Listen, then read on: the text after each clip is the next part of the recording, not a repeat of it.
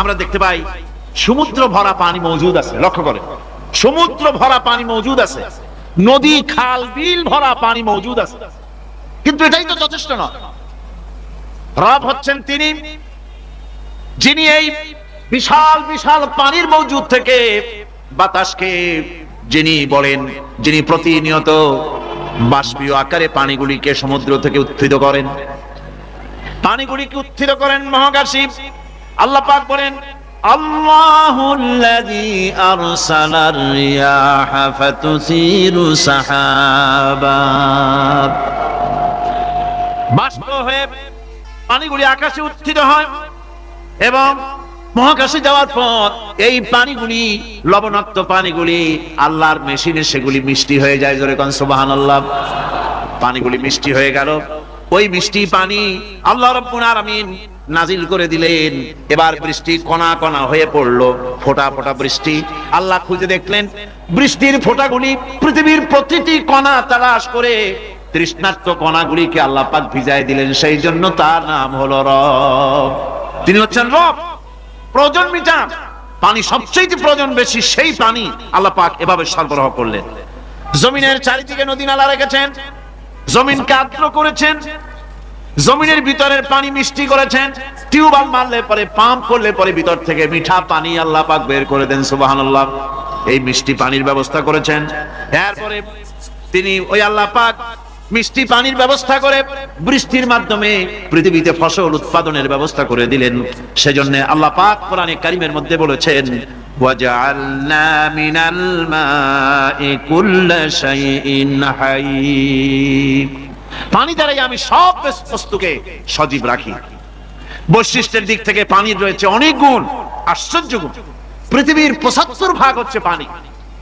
আকাশ থেকে অর্থাৎ চাঁদ থেকে যখন চাঁদে ভ্রমণকারীরা যখন ছবি তুলেছে, তো সেই ছবিতে ব্লু রং এসেছে বেশি, সবুজ এসেছে কম। সবুজ হলো গাছপালা, আর ব্লু হচ্ছে পানি। সমুদ্রের পানির রং হচ্ছে নীল। মানুষের শরীরের ভিতরে ৬০% পানি, গাছের মধ্যে রয়েছে পানি। পানি ছাড়া পৃথিবীর বাঁচার কোনো পথ নাই। মানুষকে তিনি বলতেন, যখন যে দাওয়াতের জন্য যারা বেরোতো, তিনি তাদেরকে বলতেন, ইয়াসসিরু ওয়ালা তুআসসিরু, বাশশিরু ওয়ালা তুনাফফিরু। মানুষকে ইসলাম দ্বীনকে সহজ করে বুঝাও, কঠিন করে বুঝায়ও না। মানুষকে জাহান্নামের ভয় দেখাইয়া দ্বীন থেকে সরায় দিও না। জান্নাতের সুসংবাদ দিয়ে দিয়ে মানুষকে দ্বীনের দিকে ডাকো। এই ছিল নবী করিম সাল্লাল্লাহু আলাইহি সাল্লামের চরিত্র। তার আপনারা এই ঘটনা শুনেছেন, আমি মাহফিলে বলেছি। একবার এক ইহুদি মসজিদে নববীর ভিতরে পেশাব করে দিয়েছিল। সাহাবায়ে কেরাম অসন্তুষ্ট হলেন এবং তাকে শাস্তি দিতে চাইলেন। নবী করিম সাল্লাল্লাহু আলাইহি সাল্লাম সাহাবীদের থামায় দিলেন, বললেন তার সবটা কাজ সারতে দাও। যদি মাঝপথে বাধা দেওয়া হয় তাহলে লোকটা অসুস্থ হয়ে পড়তে পারে। যখন কাজ শেষ হয়েছে, পেশাব শেষ হয়ে গিয়েছে, নবী করিম সাল্লাল্লাহু আলাইহি ওয়াসাল্লাম তাকে ডাকলেন এবং বললেন, তুমি যে কাজটি করেছো তুমি জানো এটা কোন কোন জায়গা? সে বলল না, জানি না। নবী করিম সাল্লাল্লাহু আলাইহি ওয়াসাল্লাম বললেন, জায়গাটি হচ্ছে আমাদের ইবাদতের জায়গা। তোমাদের ইবাদতের জায়গায় যদি কেউ এই কামটা করত তাহলে তোমার কেমন লাগবে? খবরদার, ভবিষ্যতে কখনো তুমি এই মসজিদের ভিতরে, উপাসনালয়ের মধ্যে, ইবাদতের জায়গার মধ্যে এই কামটা করবা না। ইহুদি বলল, আমি মনে করেছিলাম আপনি বুঝি বাদশা, রাজা বাদশাদের মতো। আমি যে অপরাধ করেছি এই অপরাধের শাস্তি তো হতে পারত, আপনার হুকুম দেওয়া লাগতো না। চোখের ইশারায় আমার মাথা মাটিতে এক গড়াগড়ি করত। আপনি তা করেন নাই। উত্তম ব্যবহার দিয়ে আমাকে বুঝাই দিয়েছেন, আমার বুঝতে মোটেও কষ্ট হয় নাই। আপনি আল্লাহ পাকের নবী, আমি আর কাফের ইহুদি রইলাম না, আমিও মুসলমান হয়ে গেলাম। লা ইলাহা ইল্লাল্লাহু মুহাম্মাদুর রাসূলুল্লাহ। নবী করিম সাল্লাল্লাহু আলাইহি ওয়াসাল্লাম সাহাবীদের দিকে তাকায় বললেন, ইন্নাকুম বুইসতুম মুয়াসসিরিন, তোমাদেরকে আল্লাহ পাক সহজ করার জন্য পাঠিয়েছেন, কঠিন করার জন্য পাঠান নাই। মানুষকে সহজ করো, বিষয়টি সহজ করে বুঝাও, মানুষকে ভালোবাসা। দ্বীন ওয়ান নাসিহা, দ্বীন হলো কল্যাণ কামনা করা, ভালোবাসা। নবী করিম সাল্লাল্লাহু আলাইহি সাল্লামকে আল্লাহ পাক পাঠালেন, দায়িত্ব দিলেন তাকে দ্বীন বোঝাবার, তাওহীদ বোঝাবার, মানুষকে আখিরাত বোঝাবার, রিসালাত বোঝাবার, এই দুনিয়াকে কিভাবে পরিচালনা করবে সেই কথাগুলি বোঝাবার জন্য নবী করিম সাল্লাল্লাহু আলাইহি সাল্লাম মানুষকে বলেছেন, মানুষকে বুঝাইছেন। আল্লাহর নবী, তার কাছে দলিল ছিল কোরআন। কোরআন দিয়ে তিনি মানুষকে বুঝাইছেন এক আল্লাহর গোলামি করো, যিনি আকাশ সৃষ্টি করেছেন, জমিন সৃষ্টি করেছেন, তোমাদেরকেও সৃষ্টি করেছেন, তিনি ছাড়া কোনো ইলাহ নাই, ইলাহা ইল্লাল্লাহু মুহাম্মাদুর রাসূলুল্লাহ। কোনো ইলাহ নাই, কোনো আইনদাতা নাই, বিধানদাতা নাই আল্লাহ ছাড়া। এক আল্লাহর গোলামি করো। খেতে দেওয়ার মালিক তিনি, পড়তে দেওয়ার মালিক তিনি, হায়াতের মালিক তিনি, মওতের মালিক তিনি। বলুন, হায়াতের মালিক কে? সবাই বলেন, মওতের মালিক কে? খেতে দেওয়ার মালিক কে? কষ্ট থেকে মুক্তি দেওয়ার মালিক কে? বিপদ থেকে বাঁচাবার মালিক কে? হাসাবার মালিক কে? কাঁদাবার মালিক কে? ফাআলুল লিমা ইউরিদ, যা খুশি তাই তিনি করতে পারেন। এই জিনিসগুলি যারা মুসলমান তাদের বোঝা উচিত। মুসলমানেরা না বুঝেই আল্লাহ পাকের সঙ্গে শিরক করে, আল্লাহ পাকের সঙ্গে অংশীদার স্থাপন করে। ছেলে নাই, বিয়ে করেছে, 10-12 বছর বয়স হয়েছে, বিয়ে হয়ে গেছে, ছেলে নাই, মেয়ে নাই, খাজা বাবাদের কাছে যায়, মাজারের কাছে যায়, মানত সানত করে, সেখানে নিজের ছেলে কামনা করে, চাকরিতে প্রমোশন কামনা করে, স্বাস্থ্য ভালো হওয়ার জন্য বলে, ক্ষমতায় যাওয়ার জন্য বলে। এই কথাগুলি এইভাবে বলা আল্লাহ ছাড়া অন্যের কাছে, এটাই হচ্ছে শিরক। এই শিরক থেকে মুক্ত করার জন্য নবী করিম সাল্লাল্লাহু আলাইহি সাল্লাম মানুষকে বুঝাইছেন। আমরা কি সেই শিরক মুক্ত হতে পেরেছি? আমরা মুক্ত হতে পারিনি। আমাদের ভিতরে বহু মুসলমান আছে যারা নামাজ পড়েন, রোজা রাখেন, কপালে দাগ পড়ে গেছে, তারপরেও সওয়াবের নিয়ত করে শিরক করেন। বলেন নাউযুবিল্লাহি মিন যালিক। বিশ্বাস করুন, কবরের কাছে গিয়ে, মাজারের কাছে গিয়ে কিয়ামত পর্যন্ত কানলেও কবরে যিনি শুয়ে আছেন তিনি আপনাকে কিচ্ছু দিতে পারবেন না। এই কথা কি মনে থাকবে? বলেন আপনারা, এই কথা কি মনে থাকবে? আল্লাহ মনে রাখার তৌফিক দিন। আল্লাহ পাক সহ্য করেন না, শিরককে বরদাস্ত করেন। বহুবার আমি একথা এখানে আলোচনা করেছি, ওলামা হাজারাত একথা আলোচনা করেছেন। কোথায়? চট্টগ্রাম থেকে, খুলনা থেকে, যশোর থেকে বাস ভাড়া করে শাহজালাল রহমতুল্লাহ আলাইহির মাজার, শাহপরান রহমতুল্লাহ আলাইহির মাজারে সে সিন্নি দেওয়া, টাকা দেওয়া, পয়সা দেওয়া, মান্নত করা, সেজদা দেওয়া হারাম, জায়েজ নয়। আমার এখান থেকে যাচ্ছে চট্টগ্রাম, সেখান থেকে আসতেছে এখানে, এখান থেকে যাচ্ছে আজমিরে, সেখান থেকে যাচ্ছে বাগদাদে। নাউযুবিল্লাহি মিন যালিক। কোথায় যায়? আল্লাহ সব, আল্লাহ পাক দেখছেন। আল্লাহকে সেজদা দাও। যদি কোন অসুবিধা হয়, ফাইদা ফারাগতা ফানসাব ওয়া ইলা রাব্বিকা ফারগাব। আল্লাহ পাক বলেছেন, তুমি যখন অসহায় পড়বে, তুমি যদি অসহায়ত্ব ফিল করো, যখন তুমি খালি হাত হয়ে যাবে, দাঁড়িয়ে যাও আর তোমার প্রভুর, তোমার রবকে বিনয়ের সঙ্গে ডাকো, তাকেই সেজদা দাও। বিপদ হয়েছে, মসজিদে চলে যান। শুনতেছেন আপনারা? বিপদ হয়েছে, মসজিদে চলে যান, কাজায়ে হাজাত 2 রাকাত নামাজ পড়েন, আল্লাহকে সেজদা দেন, চোখের পানি ফেলেন। 50,000 বছর শাহজালালের মাজারে গিয়া, চান্দা দিয়া, পয়সা দিয়া, গজাল মাসরে মুড়ি খাওয়া জানা হবে, এক সেজদায় আল্লাহ তাই করে দেবেন।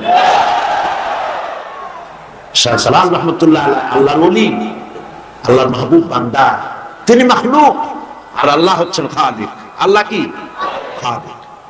আল্লাহর ওলি, আল্লাহর মাহবুব বান্দা, তার মাকামে তিনি আছেন। আপনি জিয়ারতে যাবেন, সূরা ফাতিহা পড়ুন, সূরা ইখলাস পড়েন। সিন্নি দেওয়ার দরকার নেই, দোয়া করে আসেন। কিছু পাবেন না, দিতে যাবেন, সূরা ফাতিহা পড়ুন, সূরা ইখলাস পড়ুন, দরুদ শরীফ পড়ুন, দোয়া করুন, নিজের জন্য করুন, কিন্তু ওনার কাছে কিছু চাবেন না। আপনারা কথা বুঝতেছেন? আল্লাহর কাছে বলেন, আল্লাহ পাক আমারে নামাজি বানাও, দিনদার বানাও, আমার ইমানদার বানাও। হযরত শাহজালাল তোমার বান্দা, আমিও তোমার বান্দা। হযরত শাহজালাল যে আমল করে তোমার কুরবাত হাসিল করেছেন, আমাকেও তোমাকে সেইভাবে আমাকে আমল করার তৌফিক দান করে দাও। কতই না ভালো হতো এইরকম দোয়া করলে। এই দোয়াগুলি করেন, একটু চিন্তা করেন। আপনি যাচ্ছেন হযরত খাজা মুঈন চিশতি রাহমাতুল্লাহ আলাইহির মাজারে, যাচ্ছেন বাগদাদে, আপনি বাংলা ভাষায় গিয়ে বলতেছেন, খাজা বাবা আমি আসছি, আমার তো ছেলে পেলে নাই, আমার একটা ছেলে পেলে দেন। উনি তো বাংলা জানি, তা আপনার এই কইয়া লাভটা কি? তারপরে উনি ও কবরের মধ্যে আছে, সেট না আছে, না ঘুমাই আছে, না উনি কোথায় আছে আপনি কি তা জানেন? বলেন জানেন? তো খামাখেটা করে লাভটা কি? কমন সেন্সের, কমন বাদ দিয়া শুধু সেন্সও যদি থাকে তো তাই দিয়ে চিন্তা করে লাভ নাই, কোনো লাভ নাই। লাভ হচ্ছে আল্লাহকে সিজদা করে মানত করবেন, আল্লাহ নামে মানত করবেন। এই কথাগুলি নবী করিম সাল্লাল্লাহু আলাইহি ওয়াসাল্লাম বুঝাইছে। হাতের তৈরি করা এই সমস্ত আসনাম, এগুলির সামনে মাথা নত করে কোনো লাভ নাই। এক আল্লাহর সামনে মাথা নত করো, একটা সিজদা জীবনের জন্য কাফি হয়ে যেতে পারে, আল্লাহ পাক যদি খুশি হয়ে যায়। শায়ের খুব সুন্দর করে বলেছেন, পড় গিয়া জিস পর নজর बंदा को मौला कर दिया, पड़ गया जिस पर नजर बंदा को मौला कर दिया, आ गया जिस नाम में जोश कतरा को दरिया कर दिया। আল্লাহ রাব্বুল আলামিনের রহমতের নজর যদি কোনো গোলামের উপরে পড়ে, গোলাম কৃতদাস স্লেভ, কোন গোলামের প্রতি যদি আল্লাহর রহমতের নজর পড়ে যায়, গোলাম বাদশা হয়ে যায়। কি চিন্তা করেন, কি চিন্তা করছেন?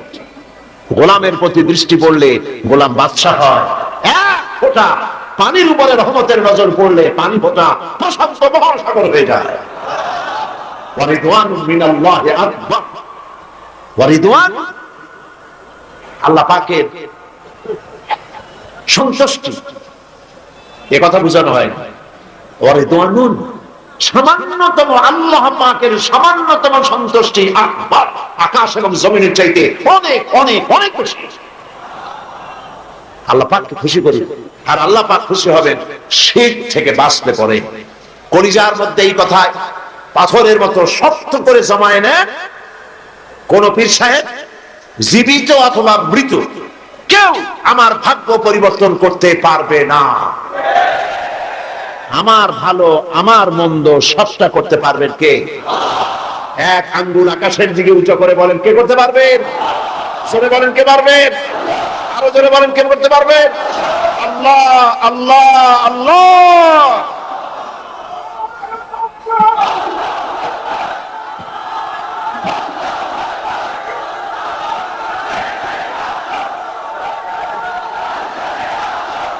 প্রিয় ভাই সব,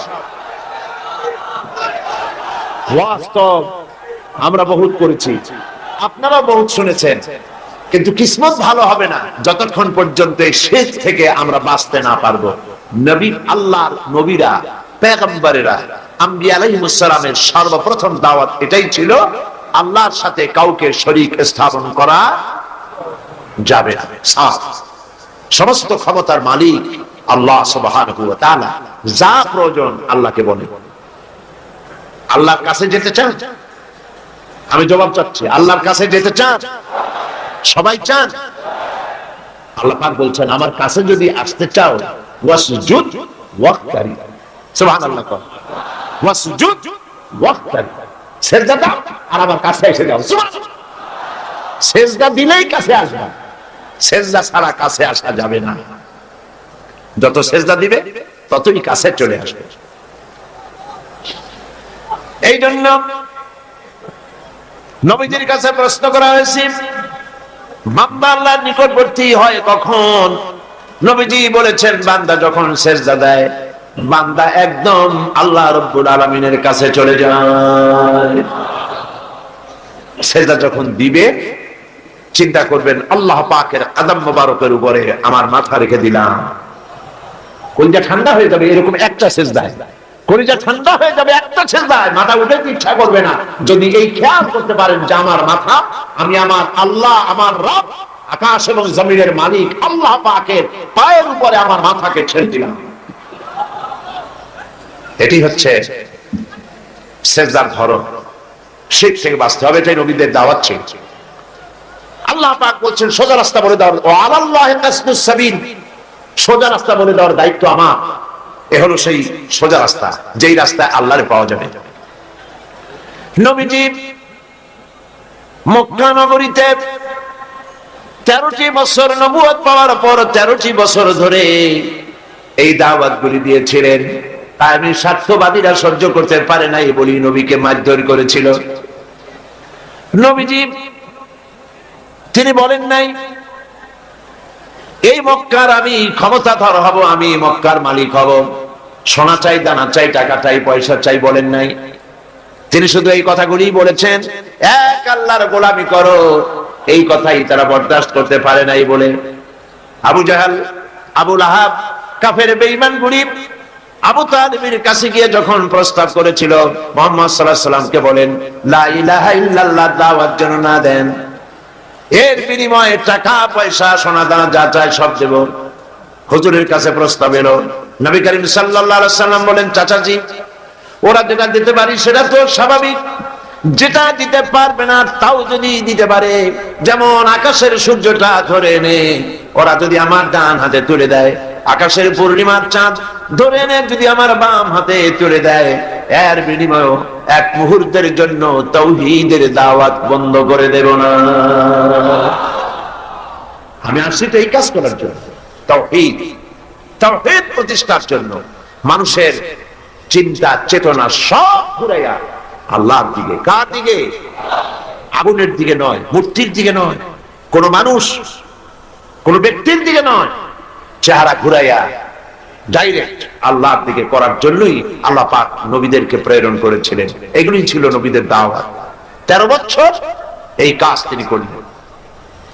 এখন এসেছে আল্লাহ পাকের। গতকাল আমি প্রশ্ন করেছিলাম জমিন কার, মানুষ কার, বাতাস কার, আকাশ কার? কি বলছিলেন? সেই আল্লাহর আইনকে ইমপ্লিমেন্ট করার জন্য একটা রাষ্ট্র শক্তি দরকার। সেই রাষ্ট্র শক্তি, রাষ্ট্রীয় পাওয়ার আনার মতো যোগ্যতা সম্পন্ন, চালাবার মতো যোগ্যতা সম্পন্ন লোক দরকার। আল্লাহ পাক 13 বছর বসে সেই লোক নবী করিম সাল্লাল্লাহু আলাইহি সাল্লামকে দিয়ে তৈরি করালেন। আল্লাহর সিস্টেম ভিন্ন, যে যা পারে না আল্লাহ তারে তা দিয়ে তা করানো। ইউসুফ আলাইহিস সালামকে ফট করে যদি আল্লাহ মিশরের প্রেসিডেন্ট বানিয়ে দিতেন, তাহলে রাষ্ট্র তিনি চালাইতে পারা তার পক্ষে কষ্টকর হয়ে যেত। এই জন্য দেখেন আল্লাহর টার্গেট হলো ইউসুফ আলাইহিস সালামকে কি বানাবেন? বুঝেন না কথা? প্রেসিডেন্ট বানাবেন। কোন জায়গা? মিশরের প্রেসিডেন্ট বানাবেন। এখন রাষ্ট্র চালাবার জন্য যে জ্ঞান দরকার, রাষ্ট্র পরিচালনার জন্য যে অভিজ্ঞতা দরকার, সে অভিজ্ঞতা প্রয়োজন ছিল। 11 ভাই এসে ইউসুফ আলাইহিস সালামকে ফালাই দিল ছোট্টবেলায় কুয়ার মধ্যে। ওরা মনে করেছিল যে কুয়ার মধ্যে ফালাই দিলাম এর মধ্যে মরে যাবে, ভূত হয়ে মরে শেষ হয়ে যাবে। কিন্তু ওরা ঠিক পায় নাই যে এটা একটি টানেল, এটি একটি সুড়ঙ্গ। সুড়ঙ্গের এক মাথা দিয়ে ইউসুফ আলাইহিস সালামকে ফালাইছে 11 ভাই, আর এক প্রান্ত দিয়ে আর এক মাথা দিয়ে আল্লাহ তারে উঠাইয়া মিশরের সিংহাসন পর্যন্ত পৌঁছায় দিলেন। এই রাষ্ট্র ক্ষমতায় যাওয়ার আগ পর্যন্ত রাজ পরিবারে তিনি তাকে রাখা হয়েছে। রাষ্ট্র পরিচালনা কেমনে করে তা তিনি নিজের চোখে দেখেছেন, আর নিজের চরিত্র বলে সব তিনি দখল করেছেন। সুতরাং রাষ্ট্র পরিচালনার জন্য লোক দরকার। হঠাৎ করে কিছু লোক রাষ্ট্র যদি তাদের হাতে দেওয়া যায়, দেশ চালাইতে জানে না, একটা ইউনিয়ন চালাইতে পারেন, একটা থানা চালাইতে পারেন, অভিজ্ঞতা লাগবে তো। আমার নিয়ে যদি আপনারা বলেন যে এত লম্বা লম্বা বক্তৃতা করেন, কোর্টে একটা আসামি খালাস করার জন্য উকিলের মতো আর্গুমেন্ট করেন, আমার তো কান্দা ছাড়া পথ থাকবে না, কারণ আমি তো এই বিষয়ে জানি না। ঠিক কিনা বলে? একজন ডাক্তারকে তাকে যদি বলা হয় যে হাফিজি মাদ্রাসায় গিয়া আপনি একটু হাফিজি পড়ান, কোরআন শরীফ পড়ান, উনি হাফিজ যদি না হন, পারবেন? সেটা পারবেন। এই জন্য রাষ্ট্র পরিচালনা করার জন্য জমিন আল্লাহর, আইন চলবে আল্লাহ। সেই আইনকে কার্যকরী করার জন্য এক শ্রেণীর লোক প্রয়োজন, আল্লাহর আইন বোঝে এবং জীবনের বিনিময় আল্লাহর আইনকে প্রতিষ্ঠিত করার জন্য বদ্ধপরিকর। এমন একটি বাহিনী তৈরি করতে নবী করিম সাল্লাল্লাহু আলাইহি সাল্লামের সময় লাগলো কত বছর? 13 বছর। 13 বছর ধরে এই লোকগুলিকে তৈরি করে তিনি প্রস্তুতি নিয়েছেন, তিনি জানেন না সামনে কি হবে। পরিকল্পনা তো করছেন আরেকজন, পরিকল্পনা হচ্ছে আরেক জায়গায়। কে করতেছেন পরিকল্পনা? আল্লাহ সুবহানাহু ওয়া তাআলা। নবীজি ঘুমিয়ে আছেন, গভীর রাত্রে হযরত জিবরিল আমিন এসে বলছেন, আল্লাহর নবী, আল্লাহ পাক অর্ডার করেছেন আজকের রাতেই মদিনায় হিজরত করবেন। আপনার ঘরের চতুর্দিকে কাফের বেঈমানেরা দাঁড়ানো, সকাল হওয়ার সঙ্গে সঙ্গে তারা আপনাকে মেরে ফেলবে। নবীজি ঘুমের থেকে জেগে হযরত আলীকে ডেকে বললেন, আলী, আমার বিছানায় ঘুমায় থাকো, আল্লাহর হুকুম হয়েছে আমি মদিনায় চললাম, আমার কম্বলটা মুড়ে দিয়া তুমি ঘুমায় যাও। হযরত আলী বলেন, ইয়া রাসূলুল্লাহ, আপনার বিছানায় আপনার চাদর মুড়ি দিয়া ঘুমিয়ে থাকবো। সকাল বেলায় কাফির বেঈমানেরা এসে আপনার বিছানার উপরে আপনার চাদর গায়ে অবস্থায় আমাকে মুহাম্মদ সাল্লাল্লাহু আলাইহি সাল্লাম মনে করে আমাকে কেটে টুকরা টুকরা করে বিদায় করে দেবে। আমার মনের মধ্যে কোনো দুঃখ হবে না, কষ্ট হবে না, বরং তৃপ্তি এটাই হবে যে আমি আলীর জীবনের বিনিময়ে আল্লাহর নবী বেঁচে আছেন। নবীজি ঘরের থেকে বেরোলেন, চতুর্দিকে কাফের দাঁড়ানো, হাতে এক মুষ্টি বালু নিলেন, বালুগুলি নিক্ষেপ করলেন। কাফের দাঁড়ানো, চতুর্দিকে বালু চলে গেল, চতুর্দিকে এদের চোখের মধ্যে গিয়ে ঢুকলো। কাফেরেরা চোখ জ্বলতে লাগলো। এই ফাঁকে আল্লাহর নবী বেরিয়ে গেলেন, কাফেররা দেখলোই না কে কখন বেরিয়ে কোথায় গেল। মহান আল্লাহ রাব্বুল আলামিন পরবর্তী সময় নবীজিকে এই কথা স্মরণ করিয়ে দিয়ে বলেছেন, ওয়া মা রামাইতা ইয রামাইতা ওয়ালাকিন্নাল্লাহা রামা।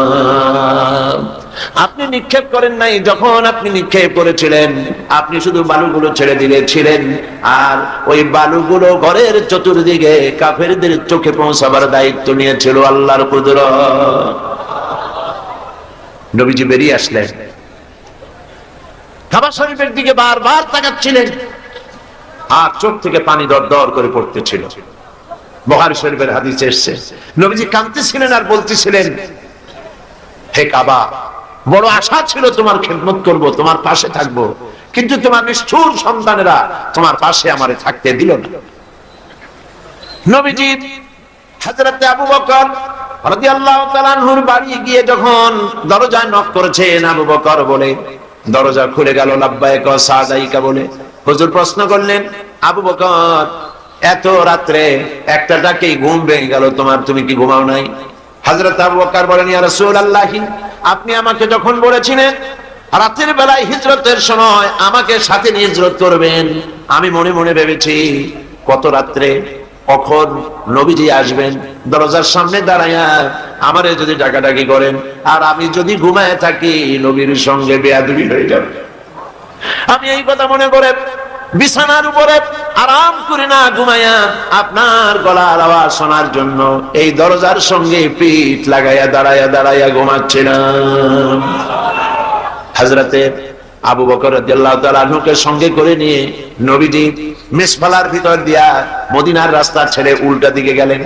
মিসফালার ভিতর দিয়া জাবালে কেদোয়ার উপর দিয়া জাবালে সুর গিয়া পৌঁছলেন।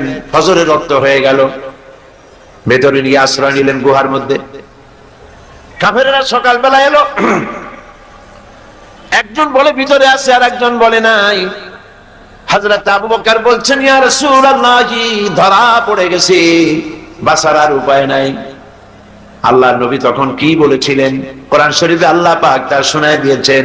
নবীজি বললেন, ইয ক্বালা লিসাহিবিহি লা তাহজান ইন্নাল্লাহা মা'ানা। আল্লাহ পাক কোরআন শরীফে কথা উঠায় দিলেন, ইয ক্বালা লিসাহিবিহি, তিনি তার বন্ধুকে ডেকে বললেন, হে আমার সাথী, লা তাহজান, ভয় পাইও না, আমরা মাইনরিটি নই, আমরাই মেজরিটি, আল্লাহ আমাদের সাথে আছেন। সুবহানাল্লাহ। কিসের ভয়? সারা দুনিয়া যদি একদিকে চলে যায় আর ইমানদার মুসলমানেরা যদি একদিকে থাকে, কাফেরদের হাজারো চক্রান্ত, লাখো চক্রান্ত কোনো কাজে আসবে না আল্লাহ যদি সাথে থাকে। নবী করিম সাল্লাল্লাহু আলাইহি সাল্লাম এই ময়দান থেকে মদিনা মুনাওয়ারার দিকে চললেন, আর কাফেরেরা ঘোষণা দিল মুহাম্মদ সাল্লাল্লাহু আলাইহি সাল্লামকে কেউ যদি জীবিত অথবা মৃত অবস্থায় ধরে দিতে পারে 100 লাল উট তাকে পুরস্কার দেওয়া হবে। সুরাহা 100 লাল উট পাওয়ার লোভে বলল এই কাম আমিই পারব। খুঁজতে খুঁজতে মুহাম্মদ সাল্লাল্লাহু আলাইহি সাল্লামকে মরুভূমির মধ্যে সে পেয়ে গেল। যেই না ধরতে যাবে কাছাকাছি গেছে, সুরাকার ঘোড়ার পা মাটির মধ্যে দেবে গেছে। নবী করিম সাল্লাল্লাহু আলাইহি সাল্লাম পিছনের দিকে তাকালেন। সুরাকা বলল আমি মাপ চাই। হুজুর বললেন মাফ করলাম, ফিরে যা। ঘোড়ার পা উপরে উঠে আসলো। যখনই উপরে উঠে আসছে সুরাকা চিন্তা করলো 100 লাল উট। আবার পিছনে ছুটেছে ধরার জন্য। আবার কাছাকাছি যখন গেছে 4টা ঠ্যাং ঢুকে গেছে মাটির মধ্যে। বলছে মুহাম্মদ সাল্লাল্লাহু আলাইহি সাল্লাম মাপ চাই, ভুল করেছি, মাফ করে দাও। হুজুর ফিরে তাকিয়ে বললেন দিলাম করে ফিরে যা। আবার ঘোড়া উপর উঠে আসে, ফিরবে আবার চিন্তা করলো 100 লাল উট। কি খারাপ মানুষ চিন্তা করে। আবার পেছনে গেছে। এইবার কাছাকাছি গিয়ে ধরবো অবস্থা যখন হয়েছে, ঘোড়ার 4টা ঠ্যাং, ওর নিজের পা, ঘোড়ার পেট আস্তে আস্তে মাটির মধ্যে গাড়া শুরু হয়ে গেছে। বলছে মুহাম্মদ সাল্লাল্লাহু আলাইহি সাল্লাম ক্ষমা চাই, আমারে মাফ করে দেন। নবীজি বললেন মাফ করে দিলাম। উপরে যখন উঠে আসছে ঘোড়ার পা শুদ্ধ। হুজুর তাকিয়ে বললেন সুরাকা এখনো কি তোর বিশ্বাস হয় না যে আমি আল্লাহর নবী? সুবহানাল্লাহ। সুরাকা বলছে আমি আপনাকে ছেড়ে দিলাম, ধরবো না।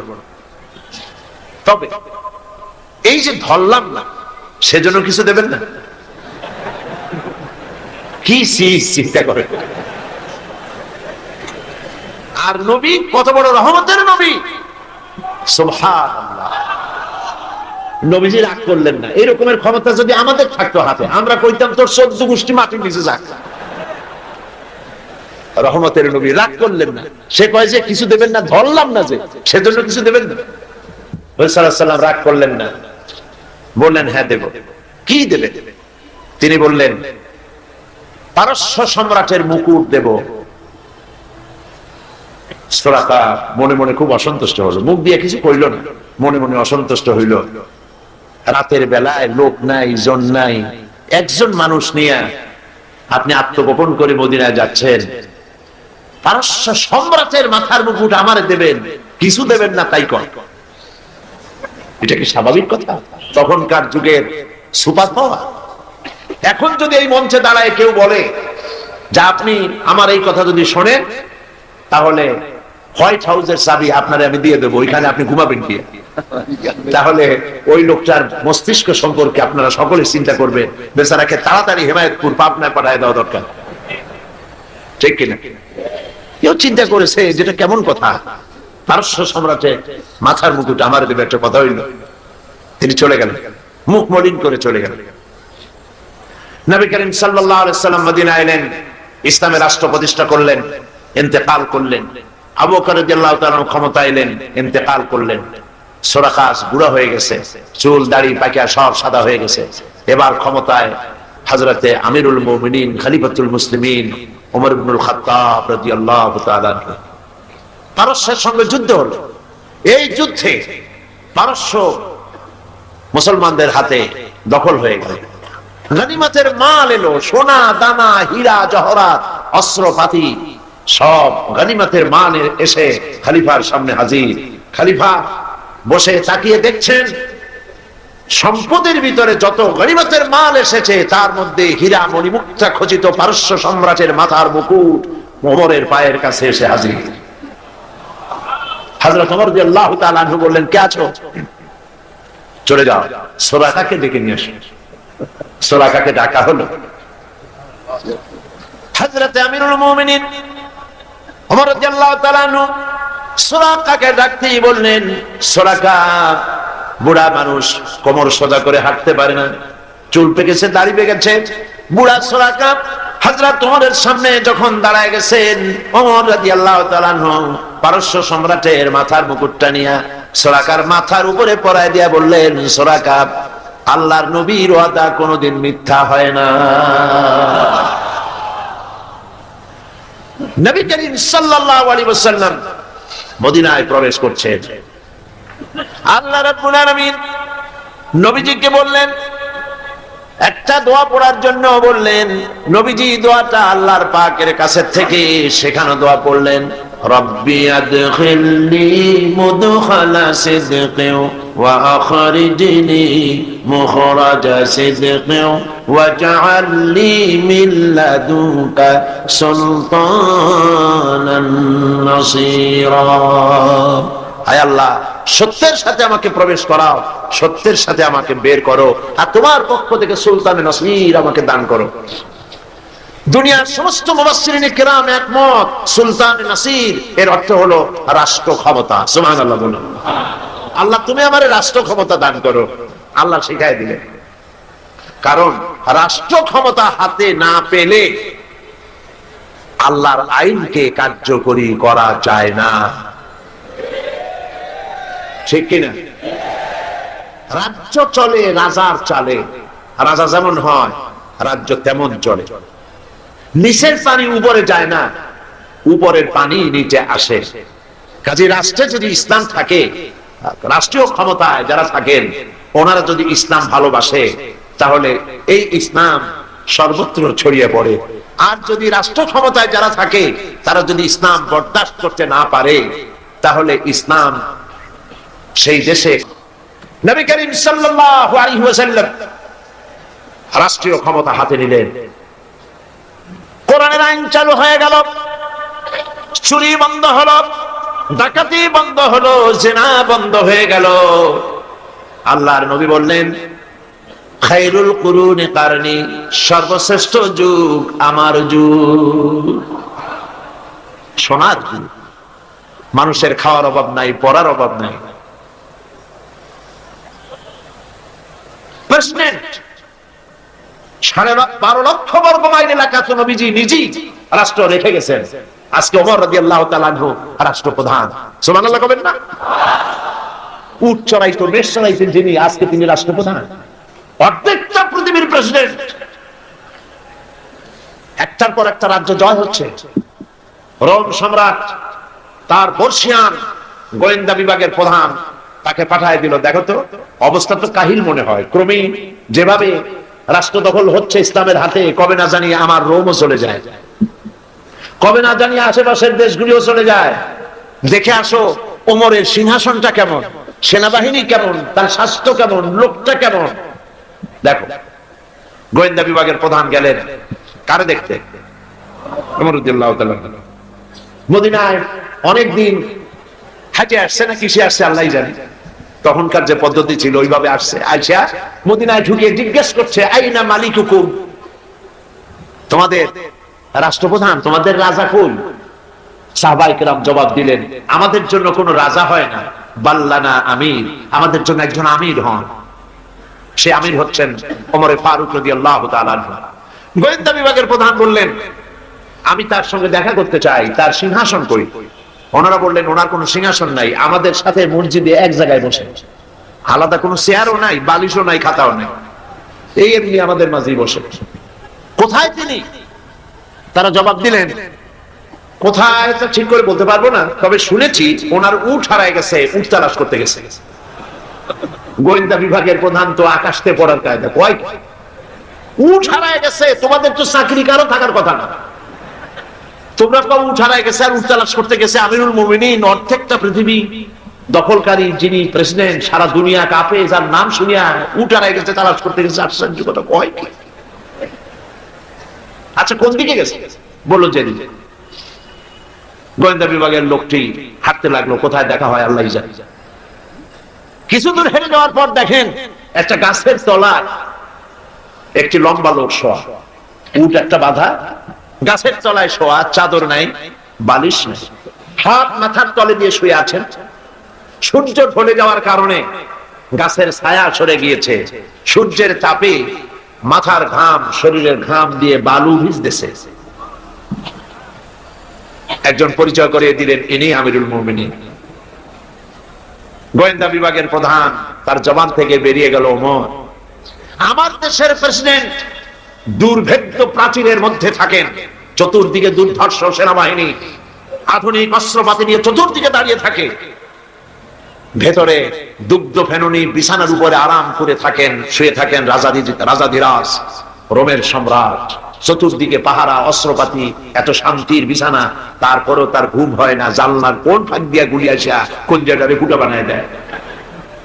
তুমিও মত অর্ধেকটা পৃথিবী তোমার হাতের মুঠোয়, তোমার একটা বডিগার্ড নাই, তোমার বিছানা নাই, বালিশ নাই, নির্বিঘ্নে নিশ্চিন্তে উট বাজে রেখে তার পাশে শুয়ে আছো, কারণ তুমি জনগণের অধিকার আদায় করেছো, জনগণকে গণতন্ত্র দিয়েছো, জনগণের খাওয়ার পরাগ দিয়েছো, জনগণকে বিশ্বাস করেছো, ভালোবেসেছো, তাই তোমার নিরাপত্তার দায়িত্ব গোটা জাতি গ্রহণ করেছে। এটা হলো ইসলাম, এটা হলো ইসলাম। আর যদি জনগণের উপরে খারাপ ব্যবহার করা হয়, যিনি খারাপ ব্যবহার করেন তিনি বুঝতে পারেন ক্ষমতা যখন থাকবে না তখন আমার আর উপায় নাই, সেজন্য সেনাবাহিনীর নিরাপত্তা ছাড়া চলার পথ নাই, তখন নিরাপত্তার দাবি ওঠে। কিন্তু আল্লাহর পথের পথিক যারা, তাদের এগুলির প্রয়োজন হয় না, সুবহানাল্লাহ, কারণ তারা জানে হায়াতের মালিক, মওতের মালিক কে? জোরে বলেন কে? আল্লাহ সুবহানাহু ওয়া তাআলা। বন্ধুগণ, কোরআনে কারীমে আল্লাহ পাক বলেন, وعلى الله قصد السبيل ومنها جائر ولو شاء لهداكم أجمعين। সোজা রাস্তা বলে দেওয়ার দায়িত্ব আমি আল্লাহ। আল্লাহ পাক সহজ সরল রাস্তা বলে দেওয়ার জন্য নবীদের পাঠালেন, নবীরা ক্ষমতা এলেন। আল্লাহর নবী ক্ষমতা এসে নিজের ক্ষমতার পরিধি, নিজের বাড়ি ঘরের সৌন্দর্য বাড়ান নাই, নিজের জায়গা জমিন বৃদ্ধি করেন নাই, একটা বিছানা পর্যন্ত ছিল না। হযরত ওমর বলেন, আমি নবীজির সঙ্গে দেখা করতে গেলাম, নবীজি ঘরের ভিতরে আরাম ফরমাচ্ছিলেন, বিছানার উপরে শোয়া নবীজি, আমাকে দেখে তিনি উঠে বসলেন। আমি দেখলাম নবীজি দড়ি দিয়ে বোনানো খাটিয়ার উপরে শোয়া ছিলেন, চাদর নাই, তোশক নাই। নবীজি যখন উঠে বসলেন, আমি তাকিয়ে দেখলাম নবীজির পিঠ মোবারকের উপরে দড়ির দাগগুলি কেটে আছে। আমি বললাম, ইয়া রাসূলুল্লাহ, এই পৃথিবী কাফের বেঈমানেরা কত শান্তি করলো, কত আরাম করলো, আর আপনার একটা বিছানা নাই, তোশক নাই। আপনি আমাকে অনুমতি দেন, একটা বিছানা বানায় দিই, একটা তোশক বানায় দিই। নবীজি বললেন, ওমর শোনো, এই পৃথিবীতে শান্তি করার জন্য আমি আসি নাই। আমি যদি বলি ওহদ পাহাড়টাকে যদি নির্দেশ করি, ওহদ পাহাড় আমার জন্য সোনায় পরিণত হয়ে যাবে। আমি পৃথিবীতে মানবতার মুক্তির জন্য এসেছি। খাবার নাই, খাবার, সকলের ঘরে খাবার পৌঁছেছে, নবীজির ঘরে খাবার নাই। হযরত আয়েশা রাদিয়াল্লাহু তাআলা আনহা বলেছেন, মাসের পর মাস, দিনের পর দিন নয়, মাসের পর মাস চলে গেছে, নবীজির ঘরে চুলায় আগুন জ্বলে নাই। একটু খেজুর, একটু পানি, এগুলি খেয়ে কোন রকম আমরা জীবিকা নির্বাহ করেছি। একবার নবী করিম সাল্লাল্লাহু আলাইহি ওয়াসাল্লাম মসজিদে নববীতে অসময় হযরত আবু বকর রাদিয়াল্লাহু তাআলা ঢুকে দেখলেন বসে আছে। জিজ্ঞেস করলেন, তোমরা এই অসময় এখানে কেন? তারা বললেন, নবীজি আজ কদিন হয়ে গেল কোনো খাবার পাইনি, ক্ষুধায় অস্থির হয়ে গেছে। নবীজি বললেন, আমারও তো একই দশা। এই দশা ওনাদের, কিন্তু জনগণের এই দশা না, জনগণের ঘরে ঘরে খাবার পৌঁছে গেছে। সুবহানাল্লাহ। ওমর রাদিয়াল্লাহু তাআলা আনহু বলেছেন, রাষ্ট্রীয় ক্ষমতা আমার হাতে, আমার ক্ষমতার আমলে ফোরাতের কূলে একটি কুকুর যদি না খেয়ে মারা যায়, কিয়ামতের দিন আল্লাহর কাছে আমাকে জবাবদিহি করতে হবে। সুবহানাল্লাহ। এর নাম ইসলাম, এর নাম ইসলাম। সেই ইসলামের রাষ্ট্র প্রতিষ্ঠাই করতে হবে মুসলমানদেরকে, বাংলাদেশের জনগণকে। পারবেন না? পারবেন না? এই কোরআনের আইন বাংলাদেশে চালু হোক, কি আপনারা চান? কারা কারা চান? আলহামদুলিল্লাহ। বসেন, বসেন। এইটা কি অবস্থা? স্লোগান দিলেই দাঁড়াতে হবে, তার মানে থেকে বসেন, বসেন।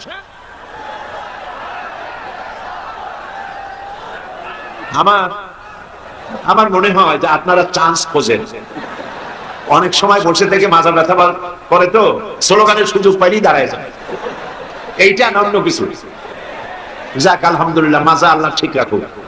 কোমর সোজা থাকতে হবে, হাঁটুতে শক্তি থাকতে হবে। যুদ্ধের এখনো অনেক পথ বাকি।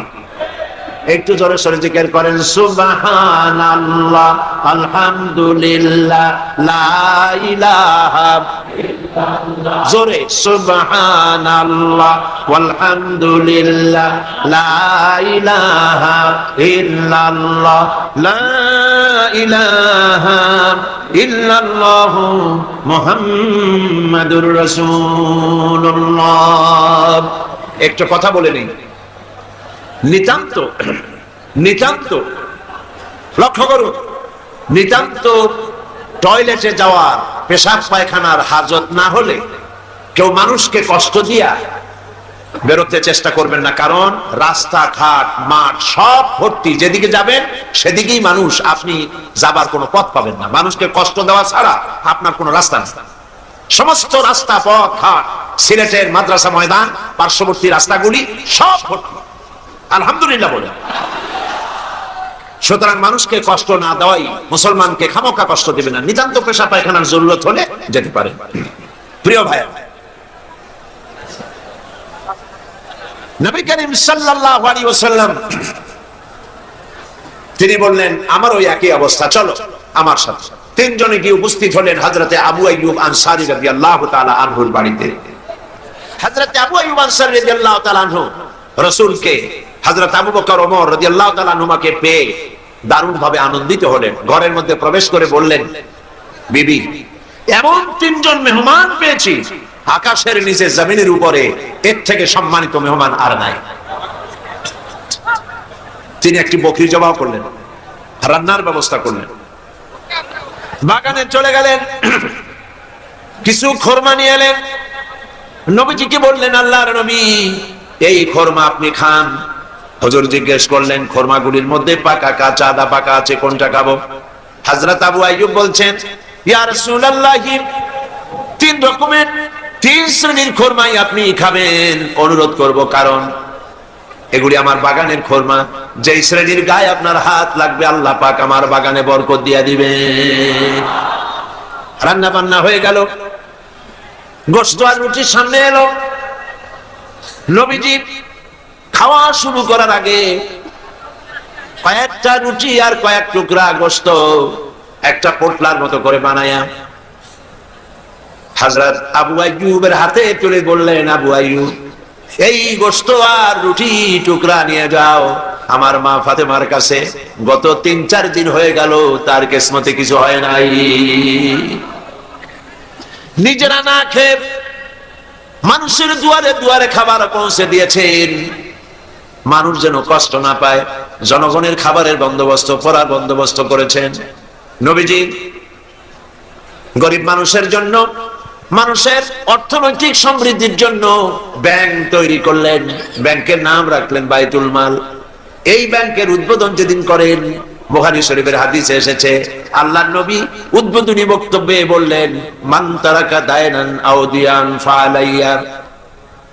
যদি কোন ঋণগ্রস্ত ব্যক্তি ঋণ পরিশোধ করতে না পেরে, ঋণ পরিশোধ করতে পারে নাই, এমন অবস্থায় যদি মারা যায়, তাহলে তার ঋণ পরিশোধের যদি কোনো ব্যবস্থা তার না থাকে, তাহলে তার ঋণ পরিশোধের ব্যবস্থা আর তার এতিম বাচ্চাগুলি, বিধবা স্ত্রী আর এতিম বাচ্চা আর ঋণের বোঝা সবগুলি আমি মুহাম্মদ সাল্লাল্লাহু আলাইহি ওয়াসাল্লাম আমার কাঁধে উঠাইয়া নিলাম। এমন রাষ্ট্র চালু হয়ে গেল, চুরি নাই, ডাকাতি নাই, জেনা নাই, ব্যভিচার নাই, হত্যা নাই, ধর্ষণ নাই। মানুষ শুধু পাইল শান্তি আর শান্তি। সুবহানাল্লাহ। এই শান্তি হলো কিভাবে? কি দিয়া হলো বলেন? জোরে বলেন, কি দিয়া হলো? কোরআন দিয়ে হয়েছে। কোরআন, এই কোরআন দিয়ে যদি রাষ্ট্র শাসিত হয়, তাহলে দেশে শান্তি অবশ্যই হবে। আমরা আশা করব বাংলাদেশে এই শান্তি হবে ইনশাআল্লাহ। বলি ইনশাআল্লাহ। মুসলমানদের উত্থান, মুসলমানদের জাগরণ আবার শুরু হবে ইনশাআল্লাহ। মুসলমান রাজমার খাচ্ছে পৃথিবীর চতুর্দিকে, চতুর্দিকে মার খাচ্ছে। আমি দেখতে পাচ্ছি, আমার ধারণা ছিল যে আফগানিস্তানে যে ঘটনা ঘটলো, এই ঘটনার দ্বারা আল্লাহ একটা কিছু করবেন, বড় রকমের কিছু আমরা দেখব। কিন্তু সেটা হলো না। কেন হলো না? এটা তো আমরা বুঝবো না। ওয়াল্লাহু আ'লামু ওয়া আনতুম লা তা'লামুন। এর পেছনে কোনো পরিকল্পনা আছে। সেই পরিকল্পনাকারী কে? আল্লাহ রাব্বুল আলামিন। তিনি পরিকল্পনা করছেন। 11 সেপ্টেম্বরে আমেরিকায় যে ঘটনা ঘটেছে, এই ঘটনা সম্পর্কে আমার সুস্পষ্ট মত হচ্ছে, যতদূর পড়াশোনা করেছি তাতে আমার সুস্পষ্ট মত, এই ঘটনা ঘটিয়েছে পৃথিবীর ইহুদিদের পরিচালিত মোসাদ, ইহুদিদের গোয়েন্দা বিভাগ, ইসরায়েল রাষ্ট্র, ইহুদিরাই এই ঘটনা ঘটিয়েছে। এর প্রমাণ পত্র পত্রিকায় বেরিয়েছে। টুইন টাওয়ার যারা ভাঙলো, আমরা তীব্র নিন্দা জানাই। এখানে হাজার হাজার মানুষ কাজ করে, মানুষ হিন্দু হোক, খ্রিস্টান হোক, বৌদ্ধ হোক, মানুষ মানুষ। এই হাজার হাজার মানুষকে যারা মারলো, যারা অর্থনৈতিক দিক থেকে আমেরিকাকে ক্ষতিগ্রস্ত করার জন্য চেষ্টা করলো, এভাবে আমরা তার নিন্দা করি, ঘৃণা জানাই। কিন্তু একথাও আমাদের বুঝতে হবে যে এই টুইন টাওয়ার, এই দুটি বিল্ডিং এ 50,000 লোক চাকরি করে, তার মধ্যে 4,000 ইহুদি আছে। দুনিয়াবাসী এ খবর জেনে ফেলেছে। ঘটনার দিন 4,000 ইহুদির একটা ইহুদিও কর্মস্থলে যায় নাই। কেন যাবে? এই প্রশ্ন আমেরিকার FBI, federal bureau of investigation, পৃথিবীর নাম করা গোয়েন্দা বিভাগ, তারা কেন এটা তালাশ করলো না? ইহুদিরা কেন সেদিন আসলো না? এবং একটার পর একটা বিমান এখানে হামলা হবে। 18 মিনিট পর পর একটা বিমান, দুটো বিমানে হিট করে বিল্ডিংটা ফেলে দেবে। এইটা পূর্ব পরিকল্পিত না হলে পরে চতুর্দিকে ক্যামেরা ফিট করে ছবি ধারণ করলো কিভাবে? এগুলি বিশ্লেষকগণ চিন্তা ভাবনা করছে। মানুষ সব মাথা খারাপ না, কিছু বুদ্ধিমান মানুষ পৃথিবীতে এখনো আছে। সুতরাং কাজটি ইহুদিরা করেছে। কেন করেছে? কারণ হলো সমাজতন্ত্রের পতনের পর পুঁজিবাদী শোষণ থেকে বাঁচার জন্য পৃথিবীর নিগৃহীত, নির্যাতিত মানবতার জন্য খোলা ছিল কেবলমাত্র ইসলাম, শুধুমাত্র ইসলাম। সেই ইসলামের দিকে মানুষ যাতে আসতে না পারে, সেই জন্য ইসলাম আর মুসলমানদেরকে মিডিয়ার মাধ্যমে প্রচার করানো হলো সন্ত্রাস আর মৌলবাদ। ইসলাম মানি সন্ত্রাস, মুসলমান মানি মৌলবাদী। তবে দুর্ভাগ্য, এখানে একটা লোক বাজার থেকে খুব জোরে দৌড় মারছে। লোকেরা জিজ্ঞেস করলো, দৌড়াও কেন? কয় ভাই, মানির মান আল্লাহই রাখে। কয় কেমন? কয় বাবা আর আমি দুজনে গেছিলাম বাজারে, বাজারের মানুষেরা আমার বাপেরে ধরিয়া জুতা দিয়ে এমন পিটাইলো, আমি আরামসে নিরাপদে চলে আসছি, আমার কেউ কিছু করতে পারে না। মানির মান আল্লাহই রাখে। ওর বাপের জুতা দিয়ে পিটায় আর মানির মান আল্লাহ রাখে। দুর্ভাগ্য, এই জাতি এক শ্রেণীর কলামিস্ট, এক শ্রেণীর মুসলমান নামধারী কলামিস্ট, মুসলমান নামধারী ফিচার লেখক, মুসলমান নামধারী সাংবাদিক, মুসলমান নামধারী বুদ্ধিজীবী, মুসলমান নামধারী রাজনীতি, ওরা মুসলমানের ঘরে জন্মগ্রহণ করেও কুলাঙ্গার। এই লোকগুলি মুসলমানের ঘরে জন্মগ্রহণ করেও মুসলমানদেরকে মৌলবাদ আর সন্ত্রাস বলে গালি দেয়। এই দেশের মানুষেরা দুর্গা পূজার ক্ষতি করতে যায় না। আমরা হাজারবার বলেছি, এদেশের হিন্দু, মুসলমান, খ্রিস্টান, বৌদ্ধ সব সম্প্রীতি নিয়ে বসবাস করবে। এই দেশে আমি আমার এলাকা পিরোজপুরে আমার ডিসিএসপি কে ডেকে বলেছি, যদি আমার দেশের সাম্প্রদায়িক সম্প্রীতি বজায় রাখতে হবে, মায়ের পেটের ভিতরে সন্তান থাকে যেমন নিরাপদ, আমার এলাকার ভিতরে অমুসলিম ভাইয়েরা থাকবেন সেভাবে নিরাপদ। কোন মানুষ যদি অমুসলিমদের গায়ে হাত দেয়, জুলুম করে, অত্যাচার করে, লাইট পোস্টের সাথে ঝুলাইয়া সারাদিন পিটাবেন, যাতে করে 1 মাসের ভিতরে বাপের নাম মনে না আসে। আমার দেশের মতো জায়গায় থেকে যদি আপনাদের মজা না লাগে, শান্তি না পান, তাহলে এমন নিরাপত্তার জায়গা, এরকমের শান্তির জায়গা, সাম্প্রদায়িক সম্প্রীতির জায়গা আর একটা কোথায় আছে আপনি আমাকে দেখান। হিন্দু নেতৃবৃন্দ যারা বলছেন অসভ্য বর্বরের রাজত্ব চলছে, তাহলে হিন্দুস্তানকে আপনারা কি বলবেন? 1947 সনে ভারত, আমরা ব্রিটিশ থেকে স্বাধীন হলাম। 1947 থেকে শুরু করে 2002 সাল পর্যন্ত বাংলাদেশে কোনো সাম্প্রদায়িক দাঙ্গা হয় নাই। একথা ঠিক না বেঠিক? একথা সত্য কিনা? একবারের জন্য হয় নাই। আর তোমার হিন্দুস্তানে 1947 থেকে 2002 সাল পর্যন্ত 4000 বার সাম্প্রদায়িক দাঙ্গা হয়েছে। তোমাদের দেশে যখন কোরবানি হয় ভারতে, কোরবানির সময় গরু কোরবানি হয় না, তোমরা মুসলমান কোরবানি করো। মুসলমানদের মসজিদ ভেঙে তোমরা মন্দির বানাও। এই দেশে হিন্দু মুসলমান সাম্প্রদায়িক সম্প্রীতি নিয়ে আমরা বসবাস করছি। এই দেশে সরকার বদ্ধপরিকর সাম্প্রদায়িক সম্প্রীতি তারা বজায় রাখা হবে ইনশাআল্লাহ। সুতরাং নবী তারা এসেছিলেন, আল্লাহর নবীরা পৃথিবীতে এসেছিলেন শান্তি প্রতিষ্ঠা করার জন্য। মুসলমানরা যে দেশে বেশি, ইতিহাস থেকে শুনুন, মুসলমানরা যে দেশে বেশি সেই দেশেই অমুসলিমরা বেশি নিরাপদে থাকে। আমার এই কথা ঠিক কিনা বলেন? ঠিক কিনা? কেন ঠিক? ঠিক এই জন্য নবীজি বলেছেন, সংখ্যাগরিষ্ঠ মুসলিম এলাকায় যারা সংখ্যালঘু হবে তারা হবে তোমাদের জন্য আমানত। তাদের উপরে জুলুম করবে না, অত্যাচার করবে না।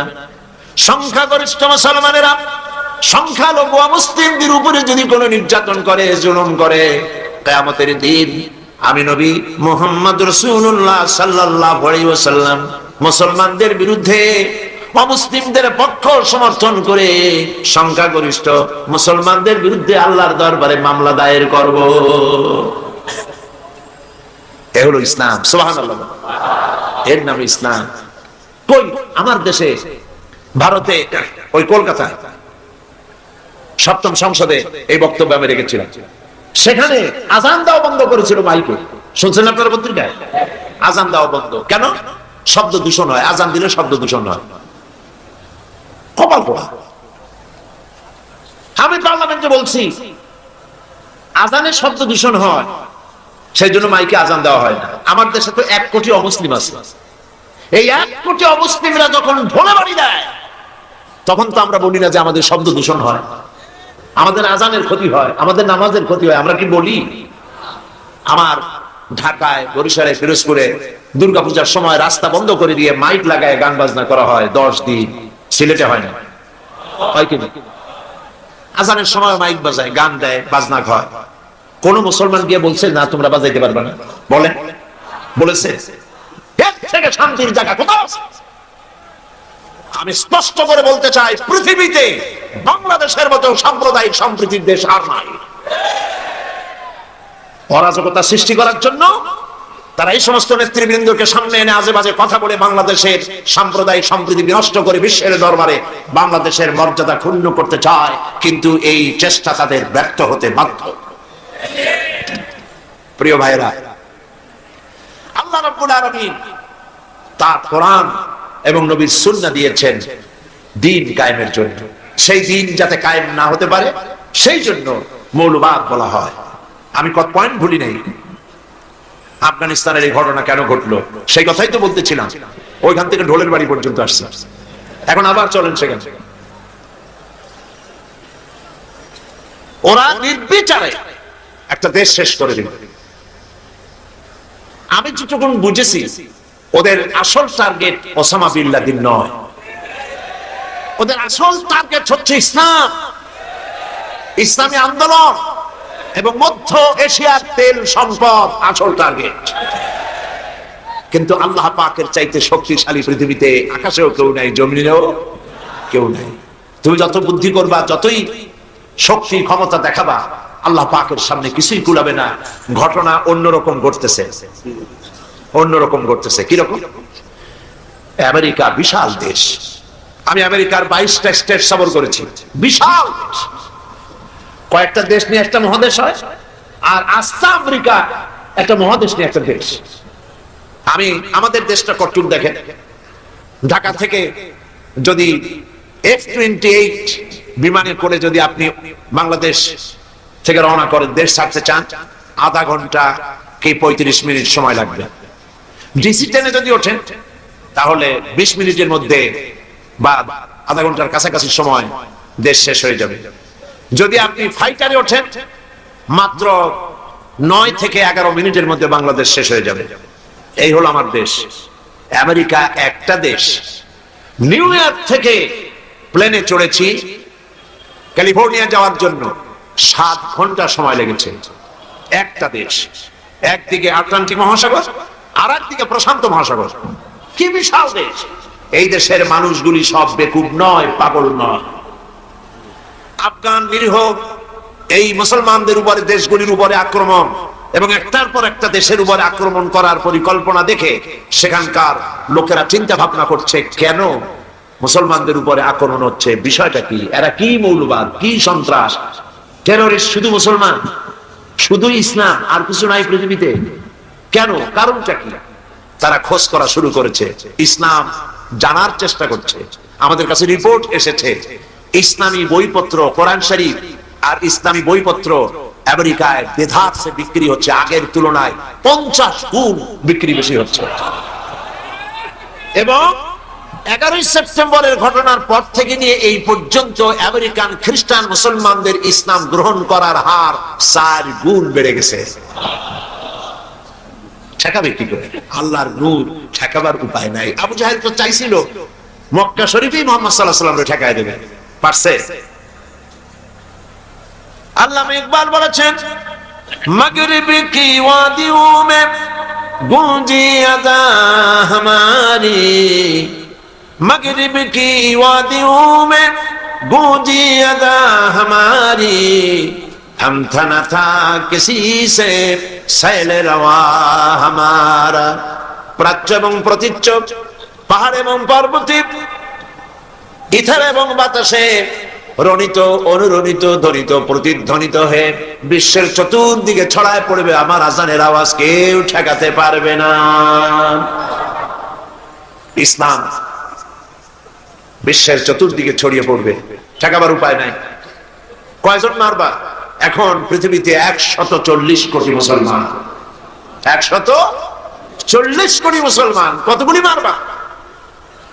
তোমরা বললে ডাইরেক্ট জাহান্নাম, আর আমরা ইসলাম প্রতিষ্ঠার রাস্তায় যদি মৃত্যু হয়, শাহাদাত, ডাইরেক্ট আল্লাহর জান্নাত। তোমাদের বেঁচে থাকাও বরবাদ, মরে যাওয়াও বরবাদ। আর ইসলামের পথে যারা, তাদের বাঁচাও আল্লাহ পাকের রহমত, আর মরে যাওয়াও রহমত।